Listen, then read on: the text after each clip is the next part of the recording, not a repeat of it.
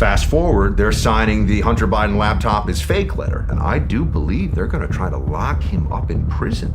If you want people at a cocktail party or, at any kind of a setting to pay attention to you, talk about, catastrophism. No one knows what's going to happen in 10 years. No one knows what's going to happen in a year. But the ones that are still in, I would talk to them. I would say,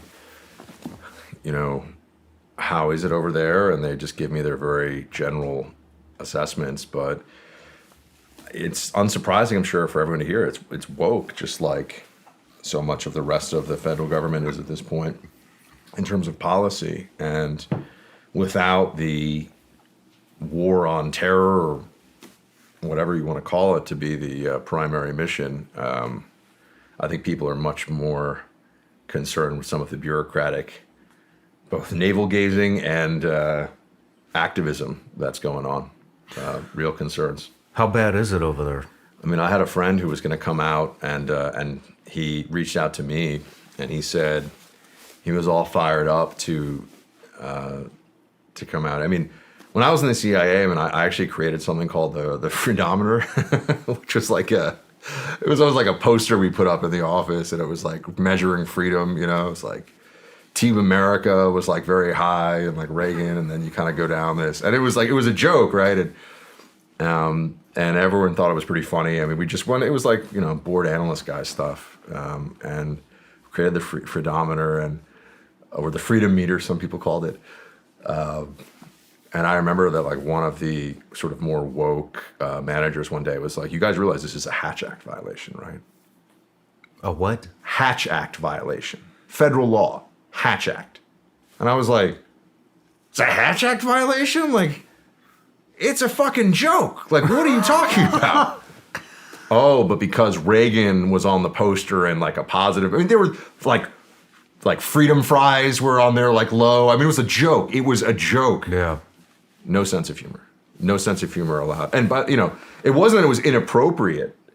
It's that it was it was a violation of law because it was in a federal office, and it like had something positive to say about a long dead Republican president, basically, among all the other things. So I was aware of this idea there, right? I was aware that this was a thing, that because everyone was, when was that? Guys in my office, that would be like beginning of the Obama administration, 2009. Yeah, that's when that went down. Yeah, 2009. And I remember that, and I was like, and we took it down. We're like, all right, like whatever, like fine. I don't want, because in a lot of these places, unfortunately, some of the worst people are the ones that do the internal security stuff, as you well know. I mean, I just,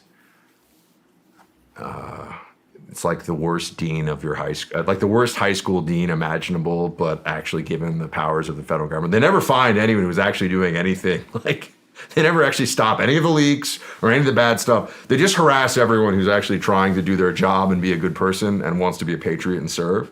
They just annoy the shit out of those people. How fast do you think this happened? What? From the transformation that I saw. So, I wasn't there very long, so you'd have to say, very long at all, you'd have to say it was rapid. But, I can tell you that I increasingly felt uncomfortable in that place with the start of the Obama administration, not because I wasn't willing to serve the mission under a Democrat president, but just because it was almost like the attitude of a lot of people, including people in positions of influence in there, was, the idiot king is gone and now the glorious monarch shall reign. And it just was bizarre to me. I was like, what are you guys even talking about here? Like, we're in the Afghanistan war. Obama has no idea what the hell he's doing. Like, we're going to surge, but we're going to end the surge before we ever say when we're ending the surge while we're doing it. The whole thing was just a complete mess. And I think you just started to see some of the elements of what now you call the woke or the more radical left asserting themselves inside the institution.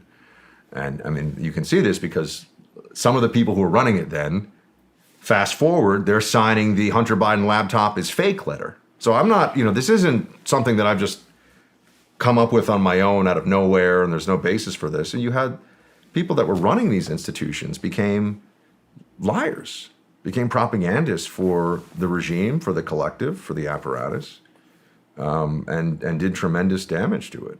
And they're doing this.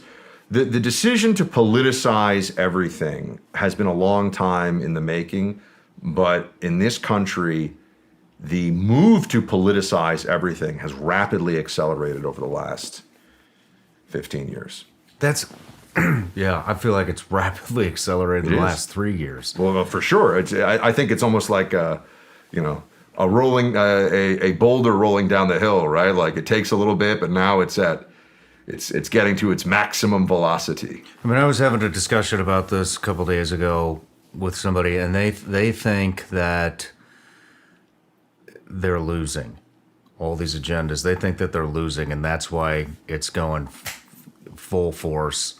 We're not stopping. We're just going for cats out of the bag. They think the left thinks they're losing?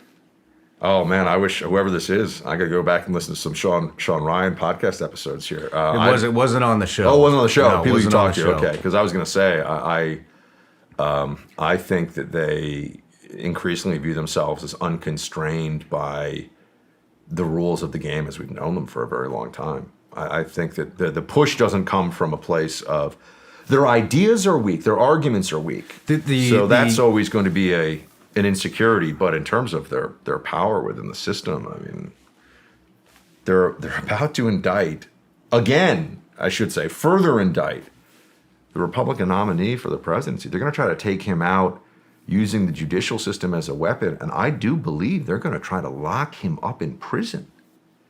And that, to me, that's what you do when you think that you can finish off the opposition. That's not what you do when you're worried that you're not going to be able to, keep it all going or keep it all going together. They were saying that the agenda's been accelerated out of desperation, and it's showing signs of desperation now, and that only happens when you're about to lose. Well, I hope that they're right. I hope they're right. Because that's positive, at least, right? I mean, if that's really the the position that they find themselves in, I would want to push more on that. By the way, I love optimistic narratives about where the country is going. I want to hear them all the time because I live in this world of constantly facing what I think the problems are and trying to help people who have their own lives they're leading, their jobs they're doing, their families they're raising, help them understand exactly what's happening in these different places, and then get people as motivated and energized as I can to do whatever they can in their own way to tackle it, right? So that means you're looking at a lot. I'm looking at problems in the country more than anything else. I mean, I could sit here and talk about a lot of great things about America too, as we all could. But so narratives that we're heading in an optimistic direction, I'm certainly very open to. I just think the data points indicate the opposite, which is that they're ascendant. And I mean, so here's an example, right? John Fetterman, senator from Pennsylvania. You can look at this and say it's so pathetic that they put forward this guy who is neither intelligent nor charismatic nor accomplished, or kind of wears the schlumpy hoodie everywhere and the whole thing, and obviously had a major stroke and was not really capable, not really up for doing the job that he was doing, or that he would be doing in the Senate. You can say that's a desperation move, or you can say that's a what the hell are you going to do about it move. We can get away with this too. What are you going to do? What's your move now? And I tend to fall in the latter category. I tend to think that the brazenness doesn't come from desperation from the left. It comes from a sense that they are empowered and getting what they want. I mean, that's how I see it. I'm very similar to you. I look at all the problems and I don't, as much as I hate to say this on the show, I don't see a lot of positivity. And so, yeah, I'm looking for the positive narratives as well. And you're a lot more spun up on this than I am.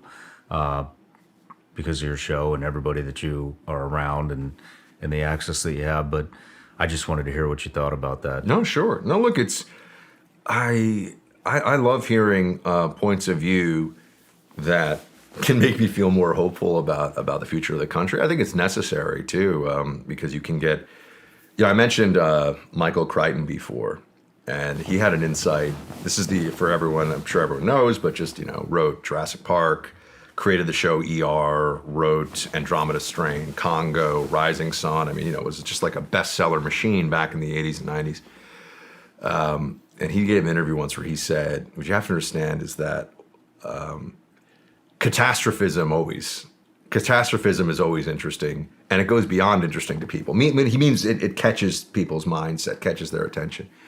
He said that it's at a point where if you want people at a cocktail party or at any kind of a setting to pay attention to you, talk about catastrophism, because if you talk about how good things are, they'll get mad at you.